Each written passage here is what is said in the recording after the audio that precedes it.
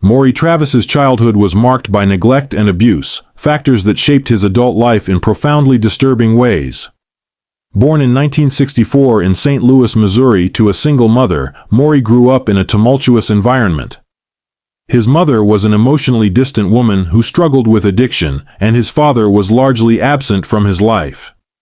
He rarely had any positive male role models or guidance, and the few interactions he had with his father were brief and negative, further solidifying the emotional void in his life. Travis was often left to his own devices, leading to a deep sense of abandonment that would later fuel his violent tendencies. From a young age, Travis exhibited troubling behaviors. He was known to be a loner, preferring to spend time in isolation rather than with other children. His school years were marked by bullying, as he was both physically imposing and socially awkward. His peers often teased him for his appearance and awkward demeanor, which only served to deepen his resentment toward the world around him. These formative experiences planted the seeds of anger, alienation, and a deep desire for power. Traits that would later manifest in horrific ways.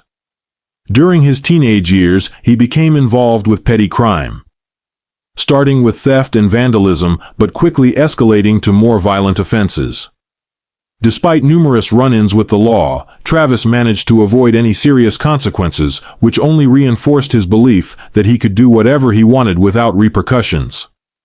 By his early 20s, Maury Travis had already begun his descent into criminality on a much darker level. His increasing involvement with drugs, particularly crack cocaine, further exacerbated his violent tendencies. Travis's substance abuse not only impaired his judgment, but also fueled his desire to dominate and control others.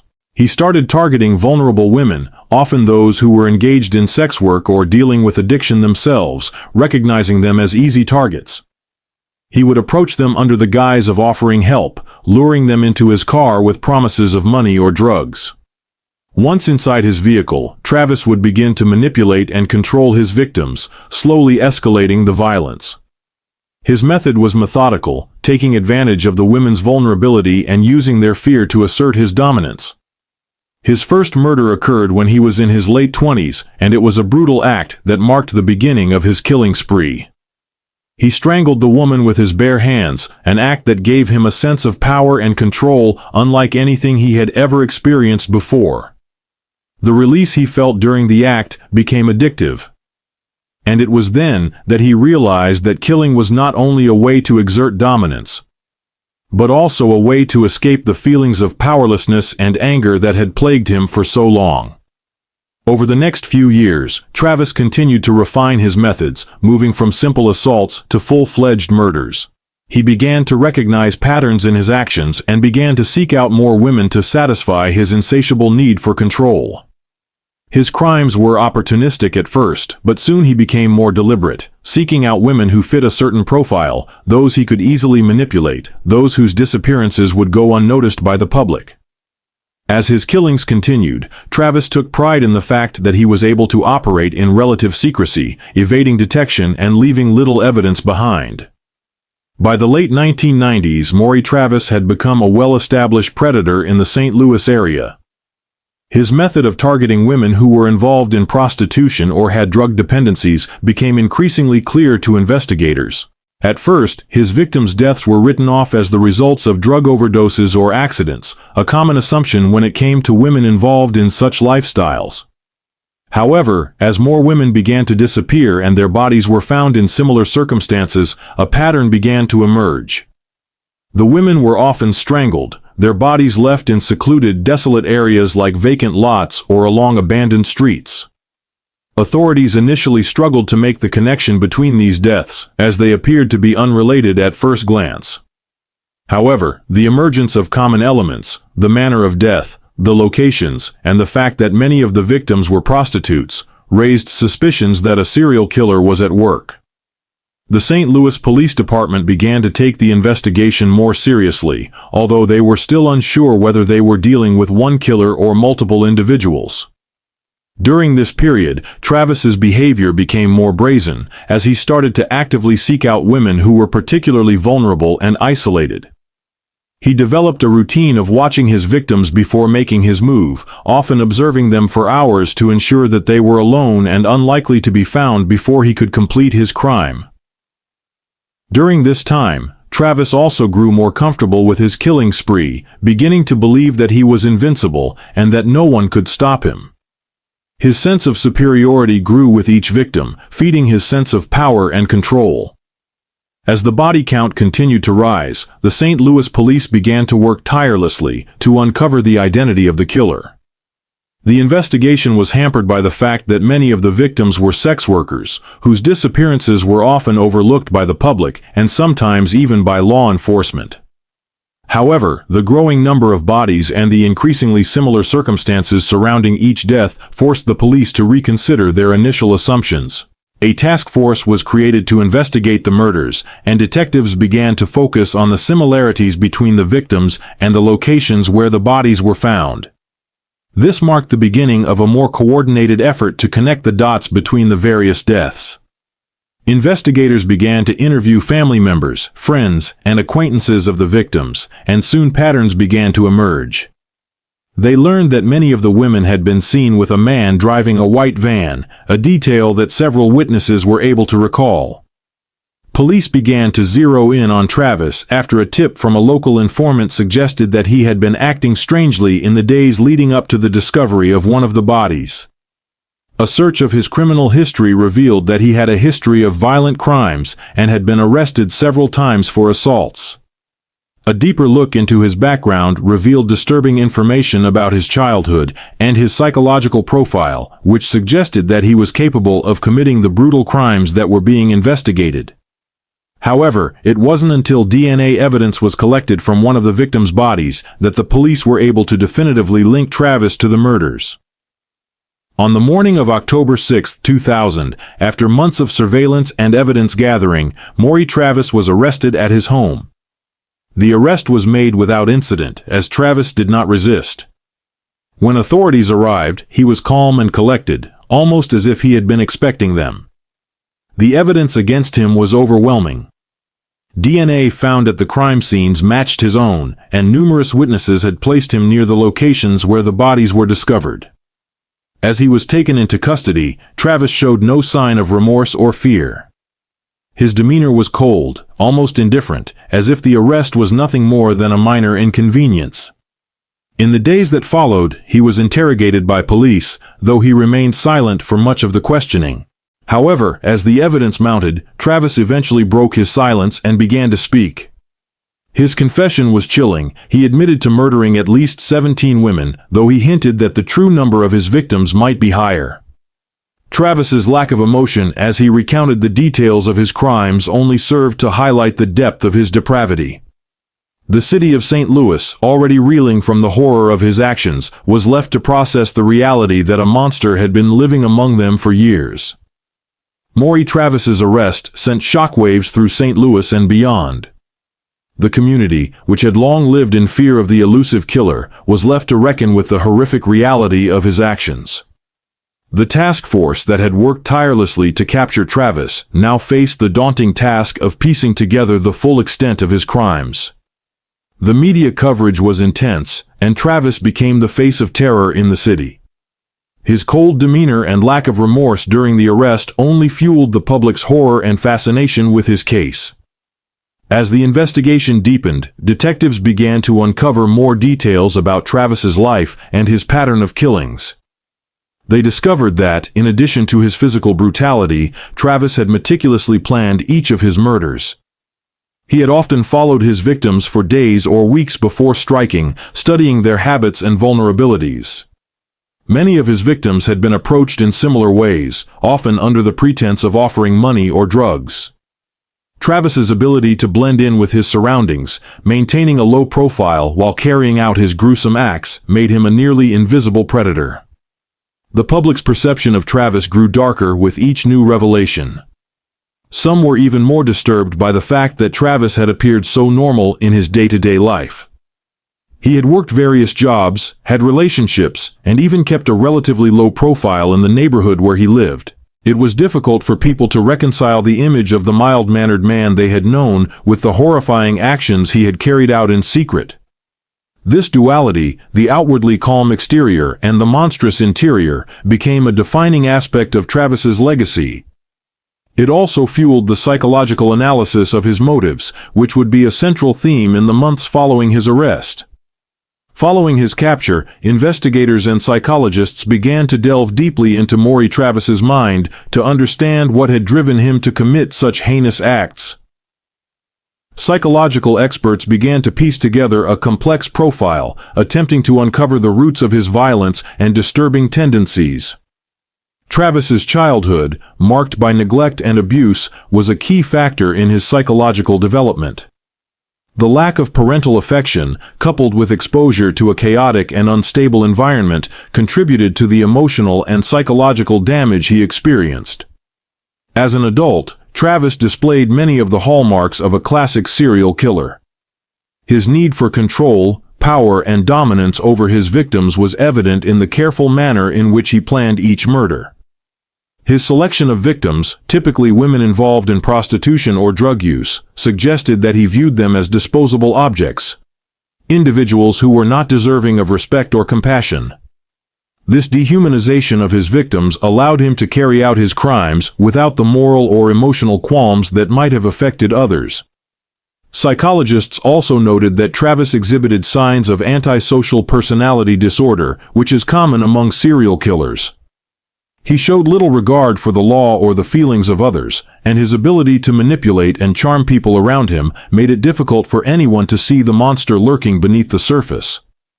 His lack of empathy for his victims and his obsession with power made him a classic case of a predatory killer. In addition to his personality traits, Travis's impulsivity, violent tendencies, and lack of remorse pointed to the fact that he was driven by an internal need to dominate and control others. While Travis's crimes seemed to be driven by a need to assert dominance over women, there was also a disturbing element of sadism. The way he strangled his victims, often slowly and methodically, suggested that he took pleasure in their suffering. He relished the fear in their eyes, knowing that he held complete control over their lives. This sadistic streak, combined with his compulsive need to kill, made him one of the most dangerous serial killers in the country. The psychological analysis of Travis's actions helped to further reveal the depth of his depravity and the sheer scope of his terror. The trial of Maury Travis began in the spring of 2001, drawing intense media attention. The prosecution presented a clear case, backed by DNA evidence, witness testimony, and Travis's own confession. It was clear that Travis had committed a series of brutal murders, but the defense team faced a challenging task. Their client, despite his chilling crimes, was a man with a history of emotional trauma and abuse, and they sought to use this as a way to explain his violent tendencies. They argued that his childhood and early experiences contributed to his eventual transformation into a killer. The trial became a spectacle as the public and media eagerly awaited every development. Travis, who had shown no emotion during his arrest or confession, began to display an unsettling calmness during the proceedings. He appeared indifferent to the testimony of the victims' families and the emotional toll it took on them. For the families of the victims, the trial was a painful reminder of the brutal deaths their loved ones had suffered. Many of them attended the proceedings, hoping to gain a sense of closure or justice for the losses they had endured. One of the most haunting aspects of the trial was the testimony of the surviving victims, women who had managed to escape Travis's grasp before he could kill them. These women spoke of the terror they experienced at the hands of Travis, recounting how he had stalked, assaulted, and threatened them. Their stories were harrowing, and they provided a chilling glimpse into the mindset of a man capable of such unspeakable violence. The prosecution also introduced evidence that Travis had kept trophies from some of his victims, personal items that he had taken as a reminder of his power over them. Despite the overwhelming evidence, Travis's defense team continued to push for a lesser sentence, citing his troubled upbringing and psychological issues as mitigating factors. They argued that while his actions were reprehensible, they were not entirely his fault, as his upbringing had contributed to the development of his violent nature. However, the prosecution was adamant that Travis's actions were deliberate and that he should be held fully accountable for his crimes. As the trial continued, it became clear that the jury was grappling with the complexity of the case. On one hand, there was little doubt that Travis was a murderer, and the evidence against him was irrefutable. On the other hand, the defense's argument that his violent tendencies were the result of his traumatic upbringing added a layer of complexity to the case. Would the jury find him guilty of murder in the first degree, or would they take his psychological history into account when determining his sentence? The outcome of the trial would have far-reaching consequences, not only for Travis, but for the victims' families who had suffered unimaginable loss. Police searched Maury Travis's home after his arrest and discovered a hidden torture chamber in his basement. Inside were shackles, restraints, and tools of torture, along with a blood-stained mattress. The most disturbing find was a collection of videotapes showing Travis torturing and killing some of his victims. These tapes provided direct evidence of his crimes and revealed additional victims who had not yet been connected to the case. The tapes showed Travis calmly documenting his acts of torture, speaking to the camera as he inflicted pain. This revealed the extent of his sadism and planning. The footage shocked investigators and helped identify women previously listed as missing. The emotional impact on law enforcement was intense, as the footage captured the victims' last moments. Police began linking the women on the tapes to missing persons reports. They reached out to families and confirmed identities. The FBI expanded the case, searching for more victims and evidence across Missouri and Illinois. It became clear that Travis had been killing for years and had carefully selected vulnerable women with little social protection. As the investigation deepened, the media got involved. News of the torture dungeon and the videotapes spread quickly. The public was horrified.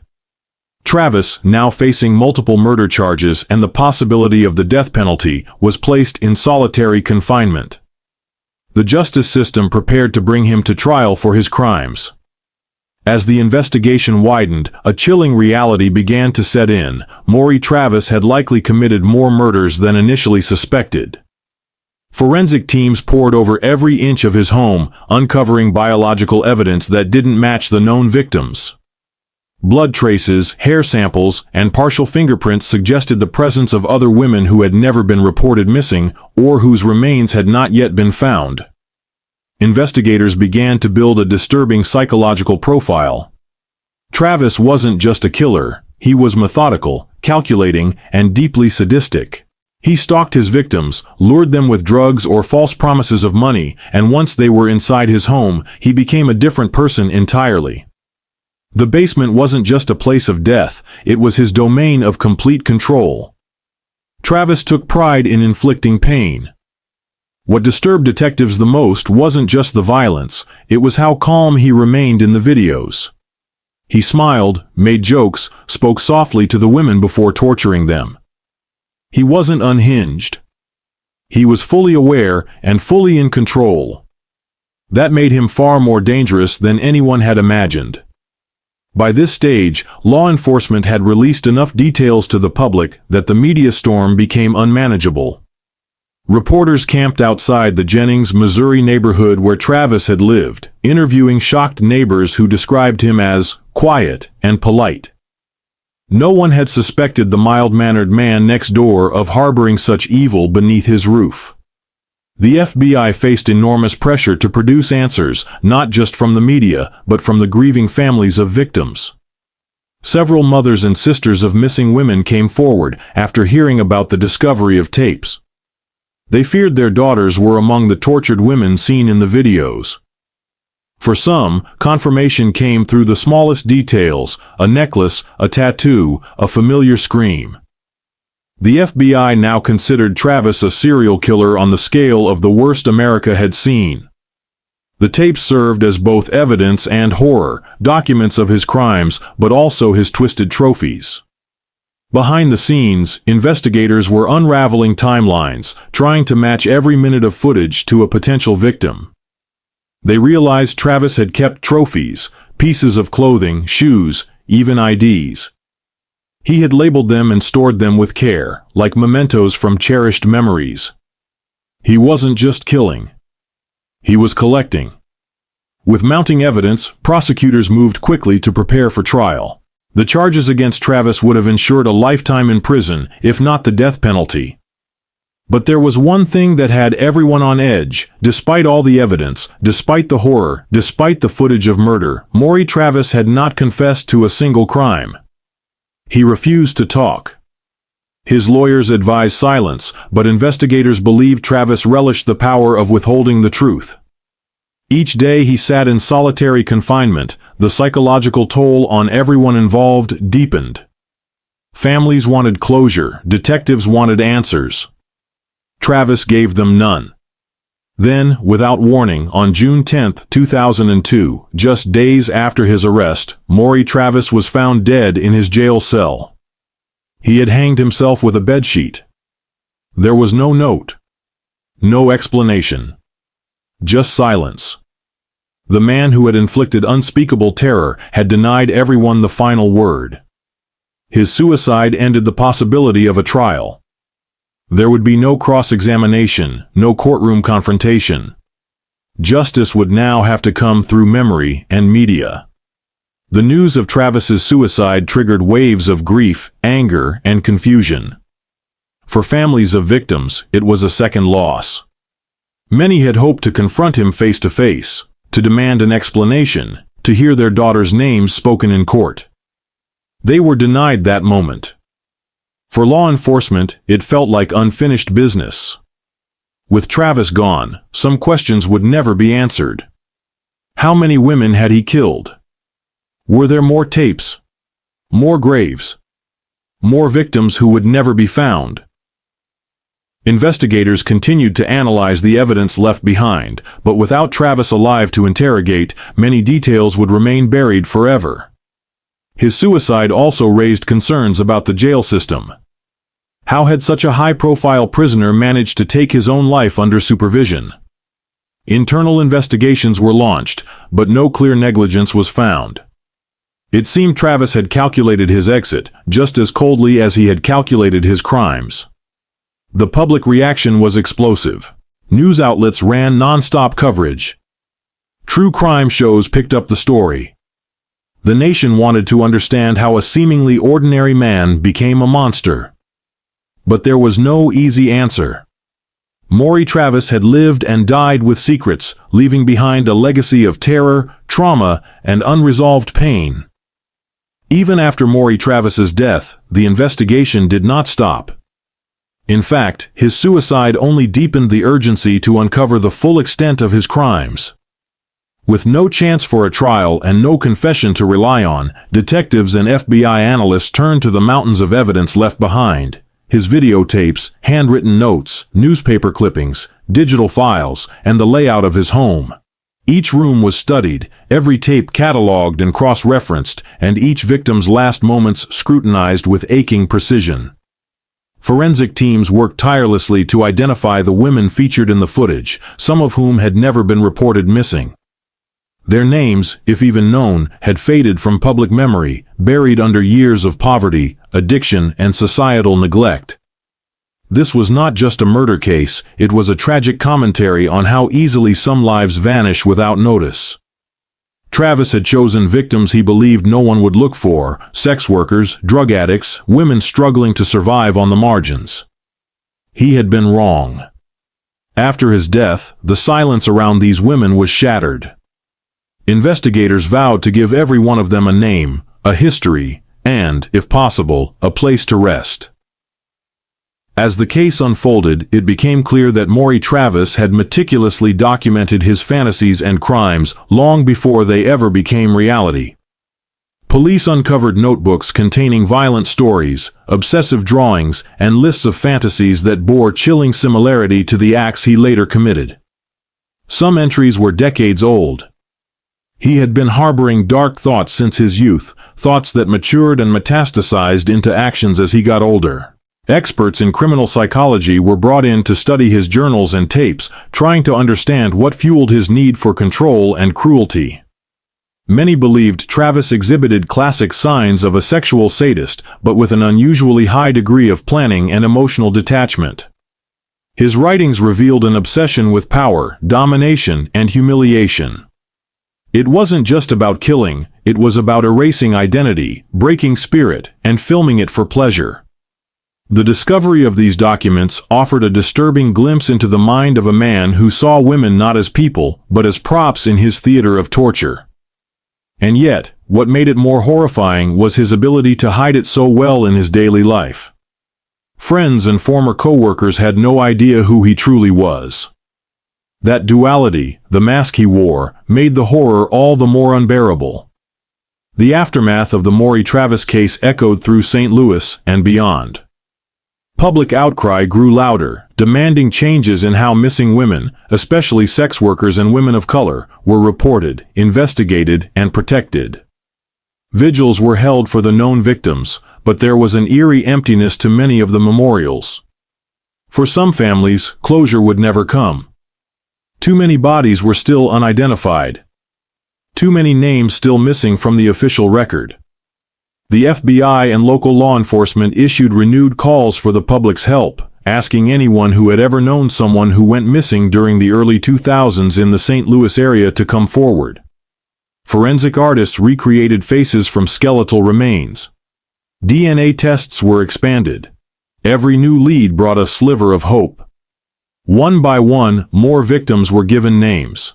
Their families, long haunted by unanswered questions, were finally given the chance to grieve out loud. Travis's story, while monstrous, had become a spotlight on the system's failures. How some lives were considered too invisible to matter until it was too late. Now that invisibility was being replaced with voices, with names, with remembrance. Years after his death, Maury Travis's legacy remains one of America's most disturbing examples of hidden evil. He was not the kind of serial killer who craved fame or notoriety. He didn't taunt the media or send letters to police. He killed in silence and filmed in secret, indulging in violence behind closed doors while presenting a calm, polite face to the outside world. That contrast is what continues to haunt the people who knew him, and the investigators who brought his crimes to light. His home, once an ordinary suburban house, has since been demolished. The basement where he ended so many lives no longer exists. But for the families of his victims, and for the detectives who watched his tapes and walked through his horrors, the memories are indelible. Travis's story is often referenced in criminal justice courses, true crime documentaries, and psychology studies. He is remembered not just as a killer, but as a reminder of how darkness can live in plain sight. His victims, once invisible, are now symbols of resilience and justice. Their lives and their pain have not been forgotten. In the end, the story of Maury Travis is not just about a monster, it's about the people he tried to erase, and the world's refusal to let them disappear.